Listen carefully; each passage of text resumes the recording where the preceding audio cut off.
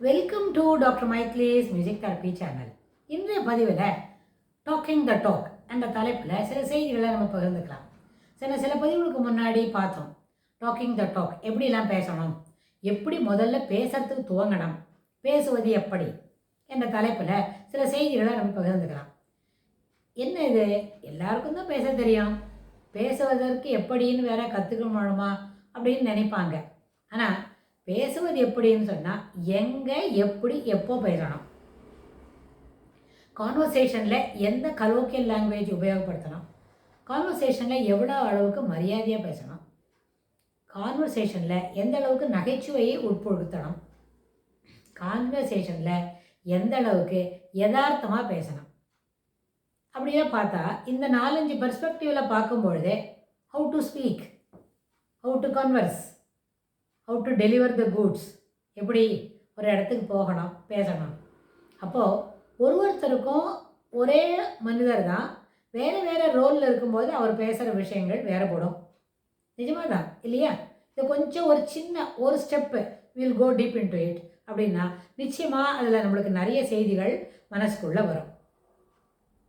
ஒரு நேரத்தில் ஒரு தாய் இருக்கிறாங்க, அவங்க பிள்ளைங்கள்கிட்ட அவங்க என்ன பேசுவாங்க, ரொம்ப கண்டிப்பாக, அதே நேரத்தில் ஒரு அண்டர்லைன் பண்ணிவிட்டு அன்பாக, பரிவாக, பாசமாக, எமோஷ்னலி பேலன்ஸ்டாக பிள்ளைங்கள்கிட்ட பேசலாம். அதே தாய் அவங்க ஒரு வகுப்பறையில் ஆசிரியர் அப்படின்னா அவங்க எப்படி பேசணும், அங்கேயும் போய் அன்பாக பரிவாக தான் பேசுவாங்க. ஆனால் அங்கே என்ன பண்ணணும், அவங்க சொல்ல வேண்டிய செய்திகளை தெளிவாக பிள்ளைங்களுக்கு புரிகிற மாதிரி ஒரு தடவைக்கு 2 தடவை சொல்லி கொடுத்து, புரியலேன்னு எத்தனை தடவை கேட்டாலும் அந்த சந்தேகங்களை சரி செய்து கொடுக்குறவங்க அங்கே ஆசிரியர் இல்லையா? ரோல் டிஃபைனிங் அப்படின்ற வேலையை சொல்கிறோம். ஆனால் ரோல் டிஃபைனிங்னு நம்ம சொல்லும்பொழுது ஒரு தாய்க்கு வேறு வேறு ரோல் இருக்கும் தான். ஆனால் கான்வர்சேஷனில் பேசுவது எப்படி, இனிமையாக பேசுவது எப்படி, அதாவது ஒரு சமுதாயத்தில் இருக்கிறது காட்டாலும் ஒரு ஃபேமிலியில் இருக்கும்பொழுது ஒரு தாய் என்னவோ பேசணும், இனிமையாக பேச வேண்டும். அப்புறம் அதை நயமாக பேச வேண்டும், நலம் தரும் சொற்களை மட்டும் பேச வேண்டும். பயனில்ல சொல் அப்படின்னு ஒரு கான்செப்ட் உண்டு. அப்படின்னா பயனில்லாத சொற்களை சொல்வதை தவிர்க்க வேண்டும். எப்பொழுது பேசினாலும் பேசுகின்ற சொற்கள் பயனுள்ளதாகவும் பொருளுள்ளதாகவும் இருக்க வேண்டும். சிலவங்க இருப்பாங்க, சில கான்வர்சேஷனில் ஆரம்பிக்கும் போதே அதெல்லாம் ஒன்றும் இல்லை அப்படின்னு ஆரம்பிப்பாங்க. அப்போ ஒன்றும் இல்லைன்னு சொன்ன பிறகு அப்புறம் என்ன செய்தி அவங்க இருக்க போகிறதாங்க அப்படின்னு. அது என்ன கான்செப்ட்னு கேட்டால், there are people they will கமென்ஸ் the conversation with negatives, with எதிர்மறையான கருத்துக்களை முதல்ல சொல்லும் பொழுது தான் அப்புறம் தான் அவங்களுக்கு பேசுகிறதுக்கே வரும். இதில் இன்னொரு விஷயம் கூட அவங்க யோசிப்பாங்க, எதிர்மறையான கருத்துக்கள் சொல்லுவதற்கு முன்னமேயே சில கருத்துக்களை இதாக சொல்லணும்னு சொல்லி ப்ரீ டிஃபைன்டு மைண்ட் செட் வச்சுருப்பாங்க, ப்ரீ பிளான்டு மைண்ட் செட் வச்சுருப்பாங்க. அதுக்கு தகுந்த மாதிரி உள்ள சொற்களை தான் அவங்க சொல்லுவாங்க. Moreover there are people they want to belittle certain things. ஒரு சில இதெல்லாம் ரொம்ப சரியில்லை அப்படின்னு சொல்லிட்டு தான் மேலே பேசுவாங்க.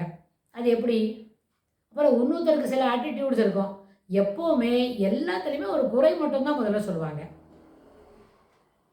ஒரு 1/2 டம்ளர் தண்ணி காமிக்கிறோம், ஒரு 1/2 டம்ளர் பால் இருக்கிற ஒரு பாட்டிலில், இல்லைன்னா ஒரு கிளாஸ் டம்ளரில் இதில் ஒரு 1/2 டம்ளர் ஜூஸ் இருக்குது அப்படின்னா அவங்க எவ்வளோ காலியாக இருக்குது பார் அப்படின்னு தான் சொல்லுவாங்க.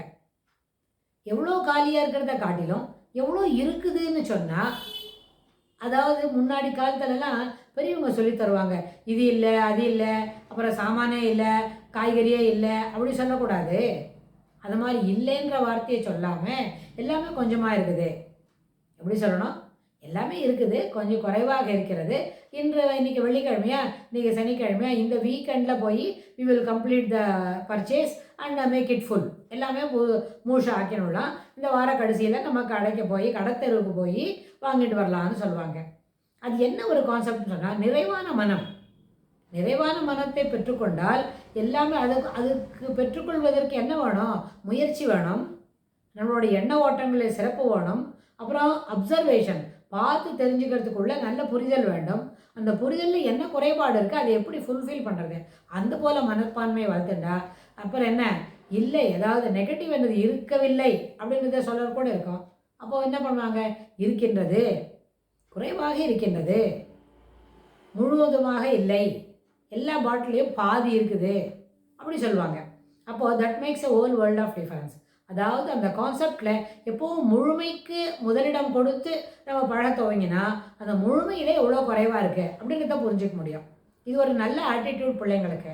இது ஒரு நல்ல ஆட்டிடியூடு நம்மளோட சமுதாயத்தில் நம்ம ஒருவருக்கொருவர் பழகிக்கொள்வதற்கு. அதாவது எல்லாமே இருக்குது, எல்லா விஷயங்களும் முழுமையை நோக்கி பயணிக்க வேண்டும். எல்லா விஷயங்களிலும், அந்த எல்லா விஷயங்களிலும் என்ற வார்த்தைக்கு என்ன பண்ணோம், பெரிய ஒரு ஃப்ளாரசன்ட் கலரில் அண்டர்லைன் பண்ணிட்டுறோம். இல்லாட்டி அந்த எல்லா விஷயங்களிலும் அன்கின்ற அந்த 2 வார்த்தைக்கு அந்த வார்த்தை மேலேயே ஃப்ளாரசன்ட் கலர் போட்டு அதை ஹைலைட் பண்ணிடணும். ஏன்னு கேட்டால் எல்லா விஷயங்களிலும் எப்பொழுதும் அது முழுமையை நோக்கி பயணிக்க வேண்டும். மனிதனுடைய வாழ்வும் அவனுடைய நடைமுறை பாவனைகளும் கூட முழுமையை நோக்கித்தான் பயணிக்க வேண்டும். அங்கே முழுமையை நோக்கி பயணிக்கும் பொழுது where we are standing, where we are commencing the next step, where we are going, அதுதான் நம்ம முதலே சொல்லிட்டோம். முழுமையை நோக்கி பயணிக்கிறோம். ஆனால் முழுமை என்பது எப்பொழுது எட்டும், அந்த முழுமை என்ற கோலை எப்படி எட்டும் அப்படின்னு சொன்னால், எப்படி எட்டும் என்பதற்கும் ஒரு தனி கருத்துக்கள் உண்டு. எப்பொழுது எட்டும் அதுவும் it is also A questionable. என்ன, ஒரு பெரிய பணம் கொடுத்து கூட அந்த முடிவை நம்ம கையில் வாங்க முடியாதபடி இருக்கும். எப்பொழுது எட்டுவோம் என்பது நம்முடைய முயற்சியை பொறுத்த விஷயம். எப்படி எட்டுவோம்னு சொன்னால் அந்த முயற்சிக்கு அதை சென்று சேர வேண்டிய வழிமுறைகளை அனுசரிக்கிறோமே, அது எப்படி எட்டுவது. அதனால் எப்பவும் நம்மளுடைய பழக்க வழக்கங்களில் முழுமையாக இருப்பது எப்படி, சுத்தமாக முழுமையாக. சுத்தமாகன்னு சொன்னால் கம்ப்ளீட் கிளீன்லினஸ். அப்போது ஒரு இடத்த சுத்தம் பண்ணிட்டு வரோம், அது எவ்வளோ தூரம் சுத்தமாக இருக்குது.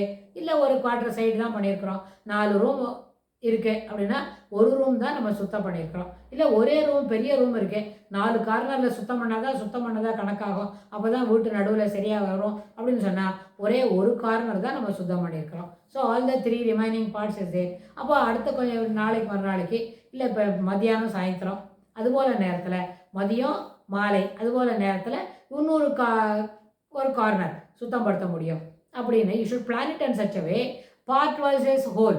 அதாவது பாதியாக க்ளீன் பண்ணி அப்புறம் முழுவதுமாக க்ளீன் பண்ண வேண்டும். அப்போ சுத்தம் பண்ணும்பொழுது முழுவதுமாக என்ற அந்த வார்த்தைக்கு எவ்வளோ நம்ம பண்ணியிருக்கோம், இப்போது ஒரு 1/4 பகுதி தான் சுத்தம் பண்ணியிருக்கோம். அதனால் எப்பொழுதும் முழுமையாக சுத்தம் செய்ய வேண்டும், முழுமையாக தெரிந்து கொள்ள வேண்டும், முழுமையாக அந்த பாடத்தில் இருக்கிற 6 கேள்விக்கு பதில்னா 6 கேள்விக்கு உண்டான பதிலும் முழுமையாக எழுதி முடிக்க வேண்டும் அப்படின்ற ஒரு கான்செப்டை நம்ம வச்சுட்டா இந்த முழுமையை எட்ட வேண்டும். அதற்கு என்ன முயற்சியெல்லாம் செய்ய வேண்டும்னு சொல்லி நம்ம பண்ணலாம். அதுக்கு தகுந்த மாதிரி பேசணும், சிறப்பாக இருக்கணும், சொல்வன்மை வேணும். அப்படின்னா சொல்வன்மை எங்கே வேண்டும், இனிமையாக எங்கே பேச வேண்டும், அறம் பிழறாமல் எங்கே பேசணும், நகைச்சுவையாக எங்கே பேசணும், அப்புறம் இன்னொரு சில இடத்துல பொய்மையோடு கூடின என்ன பண்ணணும், பேச்சு எப்படி இருக்கணும், இது எல்லாமே. ஆனால் எங்கே பேசணும், தாயிடம் பேசும்போது உண்மை பேச வேண்டும். அது எப்படி, என்ன மாதிரி உண்மை பேசணும் அப்படின்றத அடிப்படையில் நம்ம மனசில் வாங்கணும். ஆனால் இதெல்லாம் ஒரு பாயிண்ட்டையும் நம்ம என்ன பண்ணலாம், இன்னும் விவரமாக விளக்கமாக அடுத்த பதிவில் பார்க்கலாம். தேங்க்ஸ் ஃபார் வாட்சிங்.